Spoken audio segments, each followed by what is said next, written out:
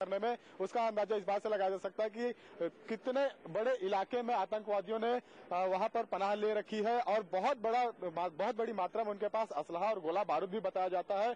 पिछले 2 बजे से हम बात करें कि सही तरीके से जो कार्रवाई शुरू हुई वो करीब दोपहर 2 बजे से शुरू हुई है और अब तक 6:30 बजे है, यानी कि पिछले 4 से 4.5 घंटे के दौरान कई बार धमाके यहाँ पर लोगों ने सुने हुए, कई चक्र के गोलियों की आवाज यहाँ पर सुनी है। और इस बीच एक अहम जानकारी आ रही है कि सलीम नामक एक आतंकवादी यहां पर पकड़ा गया है। अबू इस्माइल नामक एक आतंकवादी घायल हुआ है, उसे अस्पताल ले जाया गया है। फरीदकोट का बताया जाता है, पाकिस्तान का।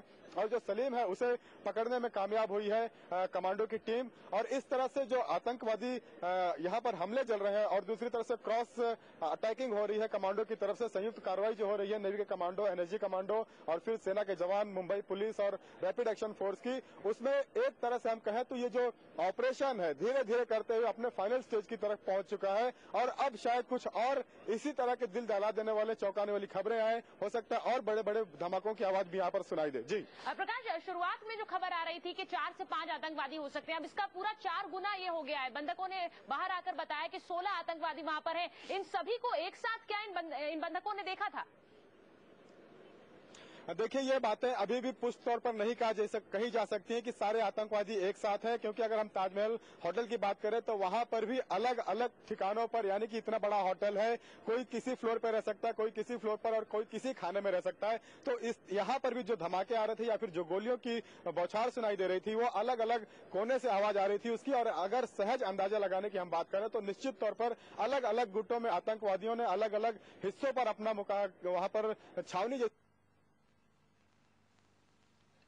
चलिए, तो प्रकाश, जैसा हमें जानकारी दे रहे हैं, जो बंधक बाहर आए हैं जिनको आतंकवादियों ने छोड़ा है, उनके मुताबिक आतंकवादियों की कुल संख्या 16 है, यानी 16 आतंकवादी अंदर अभी भी छिपे हुए हैं। शुरुआती जो आंकड़े हमारे पास पहुंच रहे थे, जो खबर आ रही थी वो ये थी साक्षी के 4 से 5 आतंकवादी यहाँ पर हैं, लेकिन अब ये 4 गुना आंकड़ा हो गया है। 16 आतंकवादी बंधक बाहर आकर बता रहे हैं कि अभी भी ओबरॉय होटल के अंदर हैं।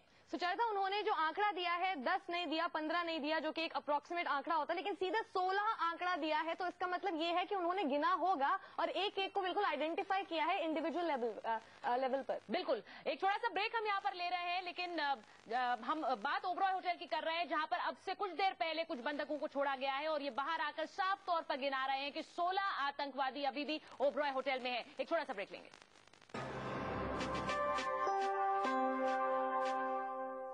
इनका फ्यूचर सिक्योर करने में कहीं आप भी इनका आज तो नहीं मिस कर रहे। इनके कल की चिंता छोड़िए अवीवा चाइल्ड प्लान्स पर और इनके आज को एंजॉय कीजिए खुल के।